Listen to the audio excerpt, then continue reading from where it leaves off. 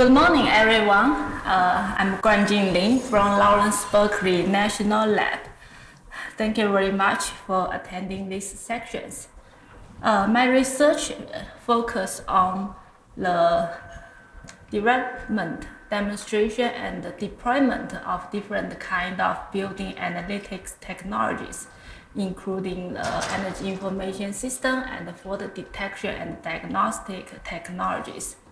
So today I'm very happy to be here to share with you our recent research on the fault detection and diagnostic. So before I begin my presentation, I want to know, does anyone know what is the fault detection and diagnostics? Okay, seems not that many. I will explain later. I will just skip the couple of slides here. Yes, when we're talking about the fault detection and the diagnostic technology, this is usually a software that may come with some additional hardware if needed. It will integrate this software with the data, mainly from the building control system, and then it continuously collects data from the control system and analyze the data, then report back to the building operators and other users of the issues they identified in building operation. So the users can take some actions for these issues identified and save energy. The fault detection and diagnostics, we say FDD technologies, it is a very powerful tool to support to ensure the building efficient operation, and it is one of the fastest growing market when we say the technologies of building operations.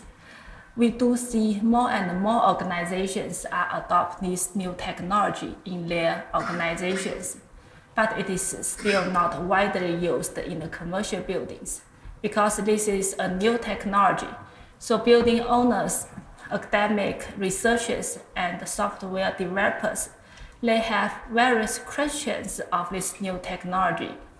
For example, how to distinguish the so many commercial available offering on the market. How can we tell the difference from one to another? And what is the savings can be achieved with this technology, and how much that will cost? And another question they may have, it is, how can we compare or benchmark the performance of these different FDD algorithms? So to answer these three questions, today I will give you an overview of the three studies we've conducted in the past couple of years, the current state of the FDD technology market, FDD's application in commercial buildings, and the evaluation of FDD algorithms. First, I will give you an overview of the current state of FDD tools. In this study, we first developed a characterization framework. Through this framework, we can use to distinguish the features and capabilities of the FDD tools. Then we applied this framework in the survey. We're talking to a set of FDD software vendors and try to document their answers in the survey for the elements we covered in the framework. After that, we summarize the findings and get insight of the technology's gaps and also the industry needs to uptake the use of FDD. So the report is published, and you can download the report from the link shown in the presentation. So what do we mean by the characterization framework? So this slide shows the key elements we will looking into under this framework. The first thing we will look at it is what is the actual building types that will be served in their customer base. Is their tool widely be used only in office building or in the hospital, or they more focused in the grocery stores? That is the first thing. Because vendors always report they can fit in any type of buildings, but actually when we're talking about their customer base, there might be some emphasis there. We are also looking at the different dimensions of the technology delivery model. For example, the software location. Who are the primary user of the software? What are the main data source of that software? And how much tuning effort are required to make sure the systems operate correctly? Of course, we'll look at the tool's key capability on if they can identify the faults, provide the locations, which components are associated with the identified faults, and maybe the severity of the faults, if the set by, and also any guidance on the possible root causes of the identified faults. Other things we are looking at in this framework are the building systems and the categories of faults are covered in the tool. What are the behind the scenes about the method and algorithms, and what are the other features the tools can support beyond FDD. So this framework is applied to 14 commercially available FDD tools. We select these 14 tools based on our knowledge of the FDD market and based on their willingness for taking the survey. So first we collect information from their website or technical papers. We pre-fill the answers in our survey, and then we interview and survey with the developers of each FDD tools to go through the answers we pre-filled in the form, and also asked for additional answers from them. In the following slides, I will give you some highlights of the key findings from these surveys. So this slide shows the market served by the surveyed FDD tools. If you see the plot at the bottom, the blue bars shown on the plot are representative the building types that are served by the surveyed FDD tools. So I want to highlight that in this survey, we believe the answers self-reported from the software developers. So we didn't actually go into their tools to validate if that features are indeed exist in the tools. So we believe the answers the vendors provide to us. So we see the FDD tools are used in nearly all the commercial building sectors. Hospital, hotel, office, retail, and only the building types of like the multifamily, data center, manufacturing facility, and the restaurants, they are less commonly served by the FDD tools. The orange bars shown on the right, we can see from there, the FDD tools are more commonly used in the large and medium buildings and less used in the small buildings that are less than 5,000 square feet. Part of the reasons it is because the relative high cost of FDD tools compared to the small energy budget in the small buildings. And when we see the small building use cases, it's usually a large portfolio of the small buildings. So it is not a single a single buildings.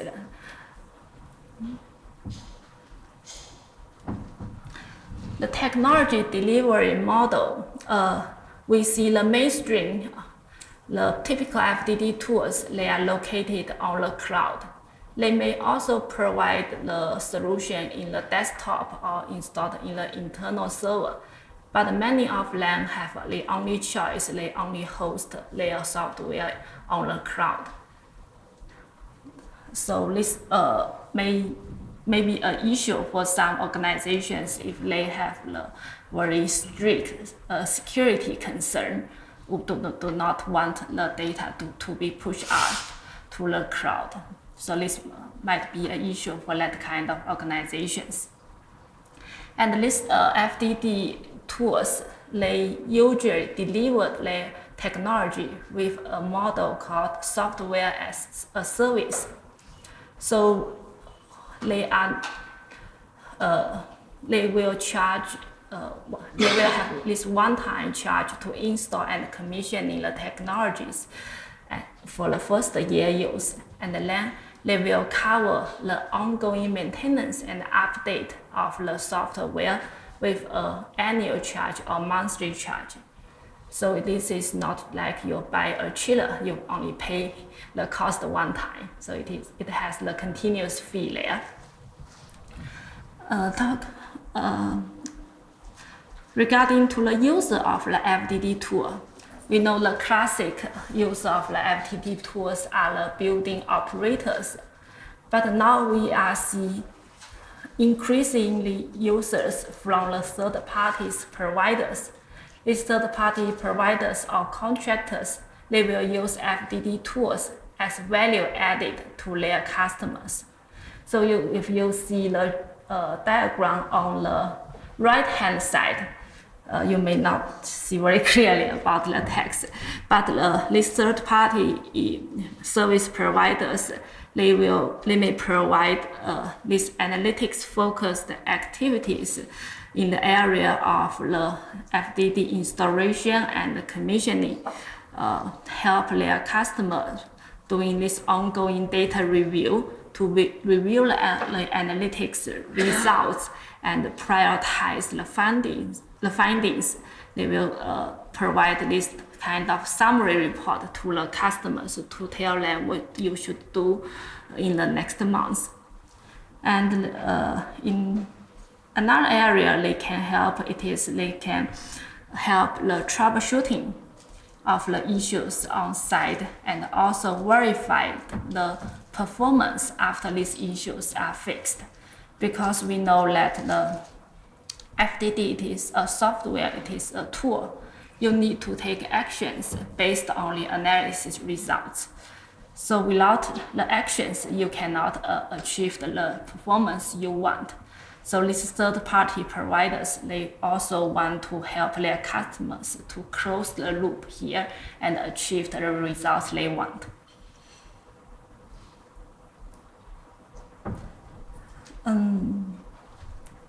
The two plots showing here are the building systems covered and the categories of faults detectable in the FDD tools.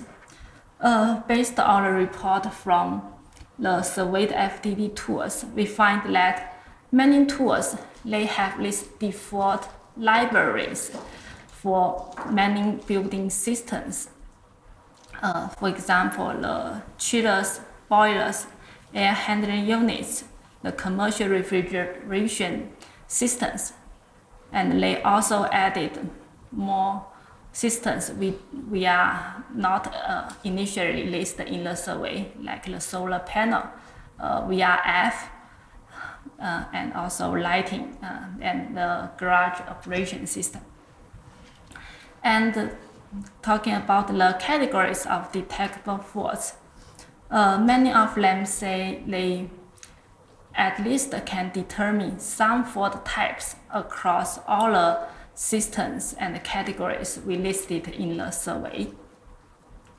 So for which faults can be identified by the FDD tool, it is not dependent on the tool's capability. So the largest factor there, it is what data can be provided from the site. So the tool directors will based on the available data to customize from their library to say which fault are the best suited for this specific case.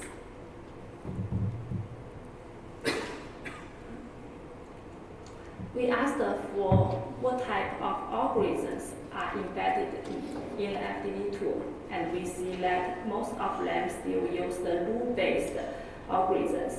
That is the if condition A and condition B are identified at the same time for a specific time period, for example, at least 2 hours or 1 day, and then the system will report these faults and give a summary of the fault conditions. But at the same time, we also see these new algorithms are coming into the FDD tools. Some of them will use this machine learning algorithms to supplement the findings from rule-based algorithms. And most of the tools, they can identify the faults and then list which equipment the faults are happen, and provide some guidance of the root cause of the faults.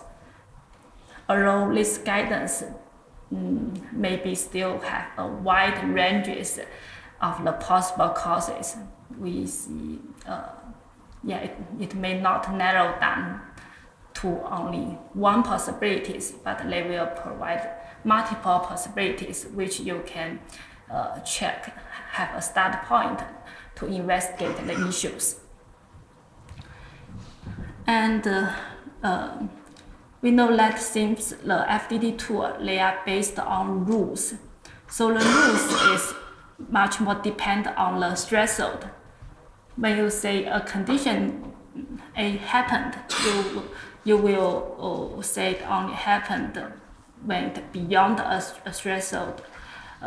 For example, when you say a sensor has bias, you would like to say, I would only claim it has a fault when I see the bias is larger than 5 degrees Fahrenheit. So you need to do this initial tuning of the rules to make sure you will not generate too much false alarms in the system. So this tuning effort, it is not fully automated right now.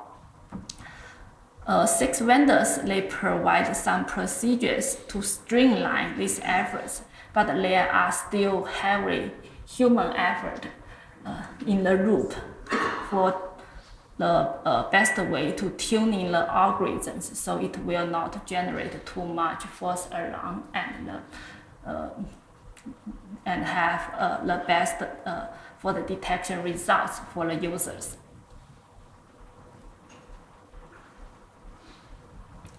We also asked for what other features can be supported in the FDD tool.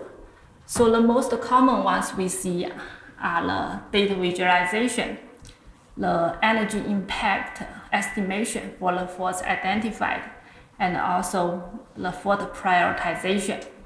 The other common features are the key performance indicator, the KPI calculation and reporting, the cost impact estimation, and we are seeing more and more FDD tools now start to provide the capabilities of metadata analytics, which in like 5 years ago, we see the metadata analytics are always separate from the control system operation data and analytics, but now we are seeing the merge of these two kinds of analytics.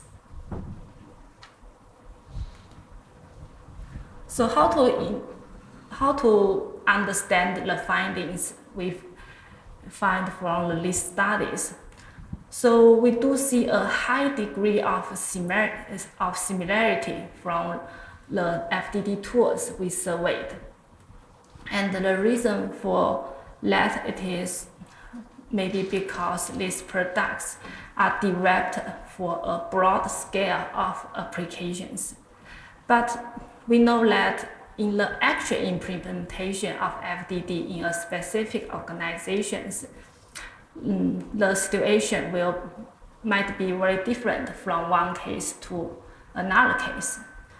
So when the potential FDD users, they want to adopt certain features of their interested, they are not only need to know what features, but also the way these features will be implemented.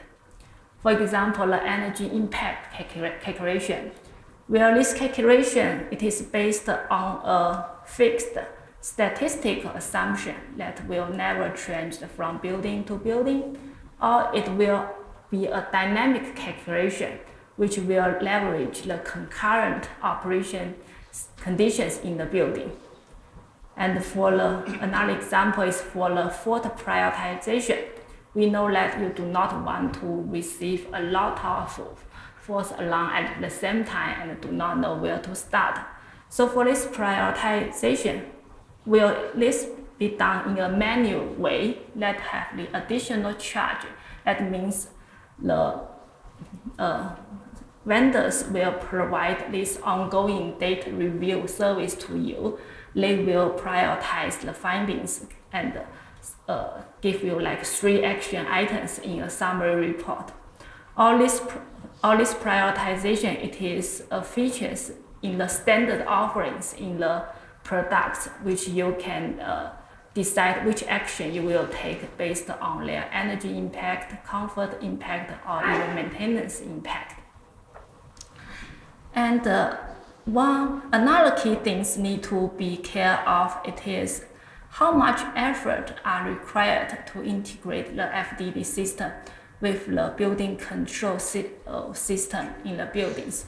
We know the control systems have different makers, and even for the same makers, you have different versions. So you should check how much efforts in the past these FDD tools are required to integrate with the FDD, with this specific building control system. So yeah, this kind of details are mostly impact the success of the FDD implementation. In the survey, we also asked the software developers what are the industry needs for the future development and the uptaking of the scale of FDD applications. And the answers are summarized in these slides. So from the information perspective, the potential FDD users, they have these challenges on explain the value propositions of FDD to their facility stakeholders. It is still hard for them to explain the cost and benefits of the FDD technology in the short term and the long term. And also they are facing the challenge on these specific implementation questions.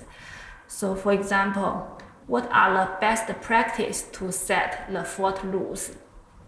And how also how you will best leverage the support from the outside, either from the contractor or the third-party service provider with the in-house expertise and activities. From the organization perspective, to turn the analytics results into actions is the key for the success of FDD project. So this means you are not done after you install the FDD technology. You need to think ahead. You need to have this resource. This real resource means both the staff time and also money to fix the issues you identified. Without that, you cannot make the things work.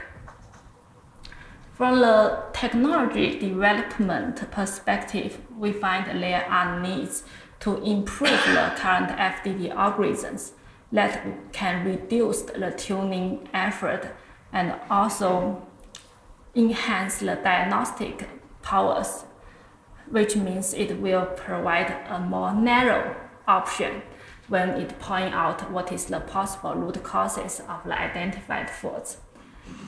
And also, the technology should help simplify the process of these action takings. So for example, we are now see some of the FDD tools, they start to provide these capabilities to connect the FDD tools with the computerized maintenance management system. So it can immediately push a work order to the maintenance system. So that means the issues can be quickly resolved. So before I move to the next topic, anyone have any question? Yeah, go ahead. Could you elaborate a little, please, on the site tuning that you referred to? I'm not sure I understand what that is. The tuning means because the FD tool, they usually use the rules if something large than a certain value, then it generates a fault reporting. So this threshold, it is not fixed for every building because every building has its existing conditions of the system. So this threshold need to be customized for the specific building. Yeah. Any other question? Okay, now I will move to our second study, that is the FDD applications for monitoring-based commissioning in commercial buildings. How many of you have heard about monitoring-based commissioning? Okay, great. So this monitoring-based commissioning, we considered it is a process to continuously improve or maintain the building performance over time based on the monitoring and analyzed of the data coming from the building systems.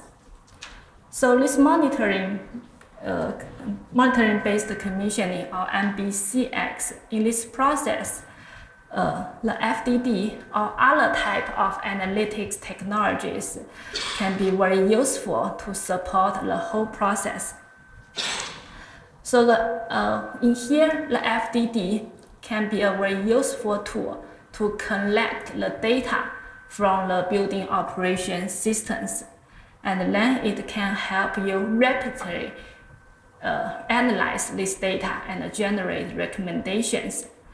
And also, it can be used to provide useful information like the data trends that can help the operators to identify the possible causes, and it also can help you verify the performance after these issues are fixed. So FDD tools is a very powerful tool to help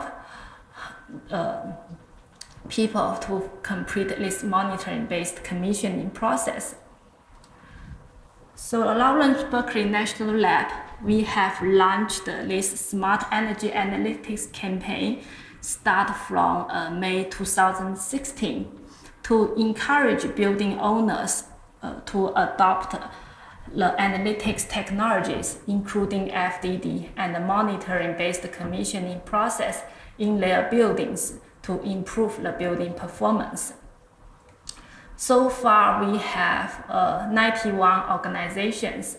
Most of them are large portfolios joining this campaign, and that represent more than 5,000 buildings and 400 plus million square feet. So in this campaign, the participants will receive technical support from the lab team and also from their leading peers, who are using the similar technology as them. So we will have regular webinar and network to bring in these organizations who are using the similar technology together. So they can exchange their experience and share with each other the best practice. And they may also win the national recognitions from Department of Energy for their great effort in this area. In exchange, these participants will provide us information about their analytics technologies. So this information will include their energy use before and after the technology installation, how much money they spend on the technology, and the different way they use the technology. So we collect this information, summarize them, and publish them in the annual report. So our report can be downloaded from our campaign website, smartenergyanalytics.org. So here I will give you an overview of part of these results from the annual report that is related to fault detection and diagnostic technologies. So one thing we asked for from our participants, it is what are the benefits of implement FDD, and then they can select multiple choice from the possible answers we provide. So from their answers, we can see the top two reasons as the energy savings and occupancy comfort. That is not a surprise to everyone. And other possible reasons, other common reasons for that include the utility cost savings, improve the maintenance, and also reduce the peak demand. So most of them, when they fill in the answers, they will not do the single choice. So there are always these multiple motivations for them to select to apply FDD tools in their organization. We are also asked for the most frequent implemented efficiency measures they have taken based on the results from the FDD. And we find that the results are very similar to the common measures that were taken in the retro commissioning. The measures include adjust the schedules, fix the control problems, and then economizers is also a very common measures they will take. And also improve the control set points, implement reset, and so on. Energy savings. So when we say energy savings here, I do want to emphasize these energy savings we conclude here, they are not 100% attributable to the FDD technology. Because information we collect, it is the energy use before the FDD installed on site, and then the energy use of every year after the technology installation. Because the FDD is always implemented as a key component of the energy management program, so there are also other efficiency project going on in the organizations. And the way we calculate the energy savings here, it is we will simply subtract the energy performance before the FDD installation and the most recent energy usage after the FDD installation. So it may be the multiple year savings if the FDD has been installed on the site for many years. So I listed the results from 6 participants who have installed the FDD technologies. We have the results of participants that not only installed FDD but also installed other analytics technologies, and those results are not listed here. So these 6 participants, we see energy savings ranges from 1% to 21%, with a median savings of 10%. and we convert the energy savings to utility cost savings by multiplied a fixed utility rate. So the cost savings ranged from $0.02 to $1.3 per square feet, with a median of 0.23 per square feet. On the plot at the left-hand side, you will see a year-over-year energy savings.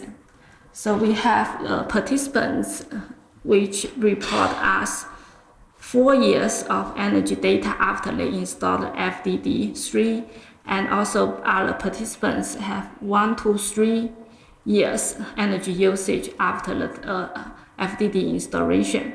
So we see generally the savings are increased over time.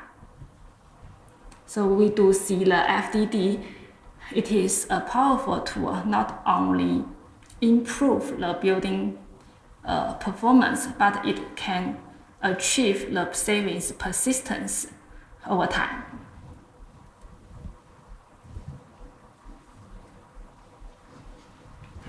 You know why that is?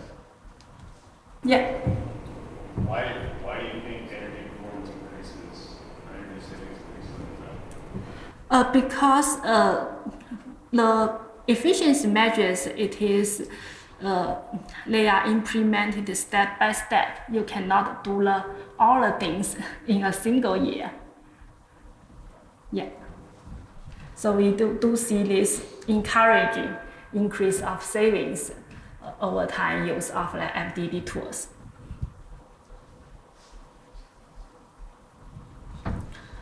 FDD cost, as I mentioned in the first study, the FDD technology, they usually have a base cost charge, that is one-time charge for the technology installation, commissioning, and also include the first year use of the technology. And it also have this annual ongoing software cost that is charged for the ongoing maintenance and update of the software. And another cost we considered in this study, it is the labor cost from the site or from the third party service provider who are using these technologies, because you need to have staff to review the data and then take actions upon the analytics results.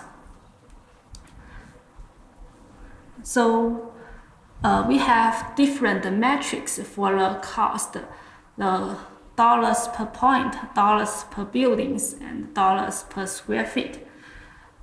We know that the cost of FDD technology itself, especially for the base cost, have a strong relationship with how much data points you will bring into the system.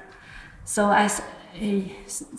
we can see that if we use this per point metrics, the median base cost is $9 per point, and the median annually recurring software is $2.6 per point, and the median annual labor cost is about $7 per square feet. So you may not need to consider the labor cost if you already have engineering on the site and you already paid them salaries. That will not increase have this additional labor cost. But if you need to hire new engineers to do this work, then you need to be aware of there is this additional labor cost there. So when we talk to these actual FDD users and organizations, we bring them together to share with each other the experience. And I also summarized some of the best practice I've heard from them. So here are some strategies which can help the potential FDD users to maximize their success with the FDD application. The first best practice is about the setting rules. we know there is a library of fault rules which you can set up for all the system types and the equipment types. But where do you start? So some participants, you recommended you will set up these rules step by step instead of implement all the rules available. So some of them would choose to start with like 2 or 3 rules across the whole air handling unit. So, for example, they start with the simultaneously heating and cooling rules and economizer rules, and they applied these rules to all of their air handling units on the site, and then they take actions for the results from these 2 rules. And some participants, they have a different strategy. That way, they will select only 1 unit and apply all the rules for that unit, and then check which rules are best fit for their organizations, and then expand to other units. So we recommend to start with the rules that typically has the largest energy savings, like the schedule, override, economizer, and simultaneously heating and cooling. And other participants, we also see the situation that the FDD users, they start with the rules for some issues they already know that already exist in their equipment. So they will start with those rules to see the accuracy of the FDD results, and also at the same time get themselves familiar with the use of the tools. The second set of the best practice, it is, I said before, the tuning efforts. So our participants recommend when you set the threshold of the rules, you can at first set it at a very high value. So in the first round of screen, you will catch the equipment that has the largest issues. And this can help reduce your working load, because you will find out the equipment that has the largest energy waste, and after fixed these largest energy wasters, then you can start to reduce the threshold to see if there are additional equipment there that have issues. And then for the fault algorithms, we see sometimes if you go with the default settings, you will get the results for the same fault. So the same fault, it will display in the software with 3 descriptions. So instead of 1 fault, you will receive the message of 3 faults. So if you can consider this when you set up the rules, then you can combine these 3 fault messages to a single fault message. Sensor accuracy, it is always important for the analytics results, because all the analytics, they are building upon the data. If the accuracy of the sensor, you cannot ensure that you may get a wrong results from the analytics tools. So if you can look at the sensor faults identified from the tools first, calibrate those sensors. That can save you a lot of effort afterward. Other recommendations from our participants, including this, how you can more effectively close the loop. One participant, they use a false silencer. So you do not want the software continuously report the same fault when you are in the process of fixing it. So they will have this fault silencer to mute the message of this fault, so you will not receive this continuous reporting for the same thing. And we have a very good practice here, that is to connect the FDD software and the computer maintenance management system. So this two-way communication between the FDD software and work order system can help the operators to resolve the issues more quickly. So this is an example we identified from the University of Iowa. So this plot here gives you a quick overview how they do this work. So at first they have this technician, that is the first responses of the analytics results. They will quickly review the analytics results and press the button in the FDD tool to decide created a work order of these identified faults. And the FDD tool will send the information of the location ID and asset ID to the work order system. And then the CMS generate a work order just like a typical work order back to the FDD. The FDD will fill in the information of the fault conditions into this work order.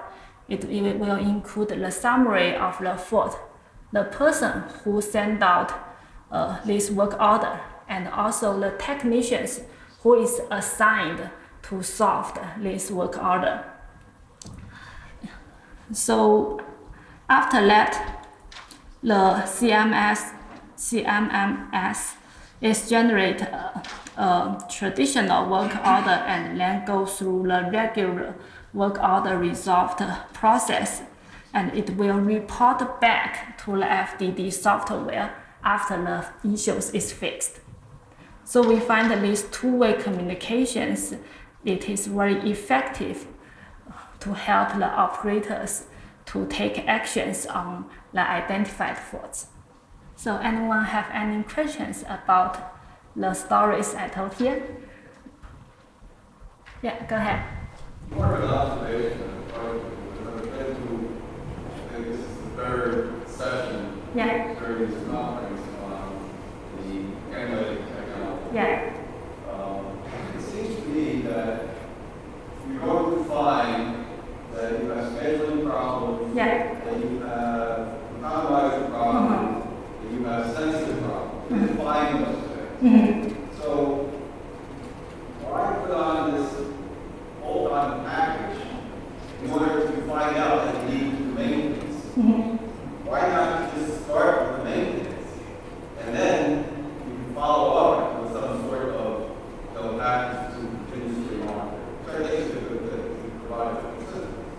But I think it's a culture thing. You have to understand that you're going to need to do the work to do your proposal. Why not start there rather than put on a software package? Not even not start there. That's one thing. And the other is, I would think that because most of this information comes from the building management system, that there's benefit for the building management provider to do some of this analytical work within their package, alter that, so they have a market preference for that. So I don't know if I thought that or not. It's an observation that comes to mind. Yeah, so this gentleman, the first comments he bring out, it is, all the issues identified are very similar to the things identified in the retro commissioning. So why not start with a retro commissioning or maintenance of the system instead of use of this software? So my answer here it is, the software is a tool. So the tool it is to help you simplify and streamline this process. So you can do a retro commissioning manually, and you can choose to select this tool to help you finish this maintenance of commissioning process more quickly. So this is a tool which can help you solve the things more easily. And also from the maintenance part, I think the traditional way in organizations, because there are so many things happen in the building, the engineers do not have time and the resource for this predictive or proactive maintenance. They always will go to check things unless some some complaints from the occupancy. So the FDD tool can help you set up this proactive or predictive maintenance procedure. So it can help you streamline your maintenance. So that is also one of the key benefits we see from the FDD. And additionally, retro commissioning is very effective. We all know that, but that is one-time thing. And you usually need to do recommissioning in about 5 years. And you will not notice any energy waste opportunities during these 5 years. So good thing of these FDD technologies is once you install it, you will have this continuously data coming to your system. It will do the analysis on ongoing basis. So it can report the problems much easier and faster before you do the second round of commissioning. So that is the key benefits here. Sorry, I forgot your second comment. The second comment was that it's probably a larger benefit for the providers. We agree that the FDD solution, because they collect the data from the building controls system, and actually one big barrier of this technology, it is still the IT and data integration from the building automation. We always wondering, okay, why not the control systems provide this capability?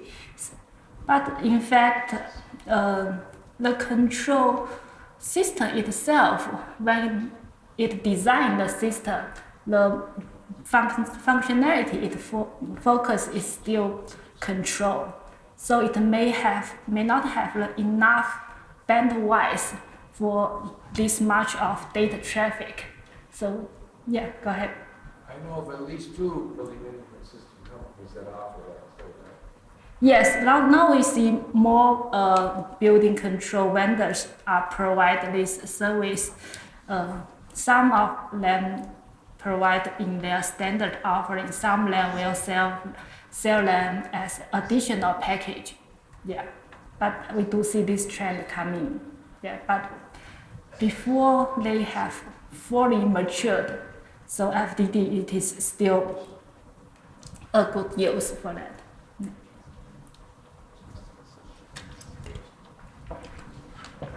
Okay, I have the last 5 minutes, so I will quickly walk you through the last study we have conducted last year. This is about the evaluation of FDD algorithms. So we all know that there are continuously new algorithms coming to the market. So, but there is no standardized way for us to compare the accuracy of these algorithms. So what we did, it is we first developed a procedure, a standardized procedure to compare the accuracy of these algorithms. And at the same time, we also prepared a data set which can be used to test the performance of these algorithms. So these data sets, it may create from the simulation, from experimental, or from the real building. So for the data sets, we know very clearly which time period it has what type of faults. So with that ground truth, we can use it to test if the FDD algorithms can correctly report the faults we already know. So this is the standardized procedures we've developed. It includes 6 steps. So the first is just to determine the testing scenario, what systems, what fault types you want to test. And then you will create a data set for these data types and systems from experiments or simulation. So for the data sets you created, you do want to assign the ground truth. That is, if these data sets have fault or not have faults, at which point of the data sets. And also, for the evaluation of the diagnosis, we need to know what are the actual fault cause of these data sets. So we will supply these standardized data sets to different FDD algorithms. Then we look at the FDD results for each algorithms and compare the FDD outputs with the ground truth we know. So from there, we can calculate what is the false alarm rate, what is the correct detect rate, and what is the correct diagnose rate. So this is just a little bit about the initial data curation we have done so far. We start with the air handling units and VAV systems. We have collect data from 4 data sources, including simulation and experimental data for the single and multiple zone air handling units. So this data set is uploaded to an OpenEI. It has the description of the data and also CSV files of the data. So either the researchers, owners, or software developers, they can download these data sets to test the performance of their algorithms. So the performance can be represented by different metrics. So the basic metrics here we listed for the detection. It is like the true positive, that is the correct detection. False negative, that is like something like the false alarm rate. And we also have the metrics to compare their performance in the diagnosis, which ones are get correct diagnosis, which ones are misdiagnosis, and which ones are the software will not provide any diagnostic information. With that, I would like here to thank you for our founder, Department of Energy, and thank you for everyone in our team from Lawrence Berkeley National Lab. Thank you.